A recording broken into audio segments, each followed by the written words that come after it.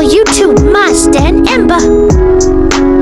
Kisah anjing yang marah ketika Rasulullah dihina. Ada pelajaran berharga dari seekor anjing yang marah ketika Nabi Muhammad SAW dihina. Kejadian ini membuat 40.000 rakyat Mongol memeluk Islam. Kisah ini diketengahkan dalam kitab Ad-Durar al-Kaminah, jilid 4, halaman 152 sampai 154, yang ditulis Ibnu Hajar al-Asqalani. Wafat 852 Hijriah, 1449 Masehi. Sebagaimana diketahui dalam sejarah, Kekaisaran Mongol merupakan kerajaan terbesar di dunia. Pada abad ke-13, pada tahun 1258 Masehi, pasukan Mongol pimpinan Hulagu Khan menghancurkan kekhalifahan Islam Bani Abbasiyah yang kala itu dipimpin Khalifah Al-Mastashim 1242 sampai 1258 di kota Baghdad. Ratusan ribu umat Muslim dibantai pasukan Mongol. Mereka ditangkap, rumah-rumah dibakar dan diratakan. Bahkan gedung perpustakaan termasuk Bait al-Hikmah dihancurkan oleh pasukan Mongol dan membuang buku-buku Nia ke sungai Tigris. Akibat invasi ini, Baghdad menjadi reruntuhan dan peristiwa ini disebut sebagai akhir zaman kejayaan Islam. Sejarah mencatat Kekaisaran Mongol merupakan penghancur peradaban Islam, namun mereka juga dicatat sebagai bangsa yang ikut menyebarkan Islam.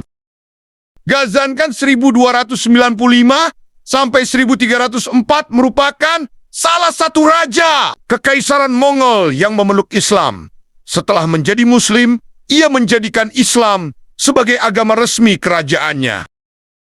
Dalam kitab Ad-Durar al-Kaminah, Ibnu Hajar al-Asqalani menceritakan seekor anjing marah ketika Rasulullah SAW dihina dalam satu pertemuan para pembesar Nasrani dan Mongol. Suatu hari, para pembesar dan penguasa Nasrani dan Mongol berkumpul. Salah satu dari mereka menghina Nabi SAW.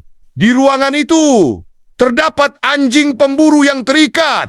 Ketika orang itu terus menghina Rasulullah, tiba-tiba anjing tersebut melompat menerkamnya dan mencakar wajahnya sebelum akhirnya diselamatkan orang-orang. Salah, seorang dari mereka berkata, "Ini karena hinaanmu terhadap Muhammad SAW."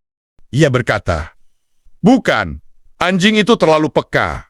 Dia mengira bahwa aku akan memukulnya." Kemudian orang itu kembali menghina Nabi. Tiba-tiba anjing tersebut kembali menerkam dan menggigit kerongkongannya, lalu menariknya hingga orang tersebut mati seketika. Kejadian ini menjadi sebab kurang lebih 40.000 orang Mongol masuk Islam.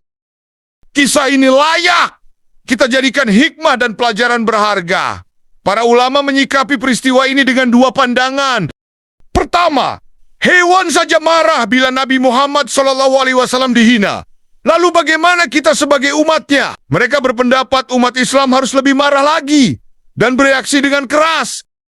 Kedua, kita adalah manusia, bukan hewan seperti anjing. Maka, tidak sepantasnya kita bereaksi seperti anjing. Kita boleh marah, tetapi tidak boleh main hakim sendiri. Dalam Al-Quran kita diajarkan untuk menyikapi keburukan dengan kebaikan. Tidaklah sama kebaikan dengan kejahatan. Tolaklah kejahatan dengan perilaku yang lebih baik, sehingga orang yang ada permusuhan denganmu serta-merta menjadi seperti teman yang sangat setia.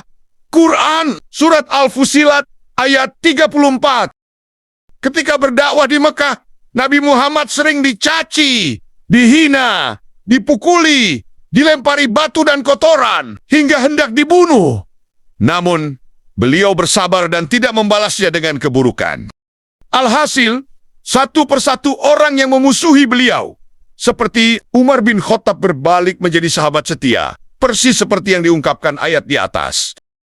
Pada masa sekarang, hal ini pun terjadi. Arnold van Doorn, seorang politikus Belanda yang anti-Islam, dulunya gemar menghina Nabi Muhammad lewat filmnya yang berjudul Fitnah. Setelah berdiskusi dengan umat Islam, dan mempelajari kisah Nabi Muhammad. Ia pun memeluk Islam dan langsung pergi ke Madinah, mengunjungi makam Nabi Muhammad.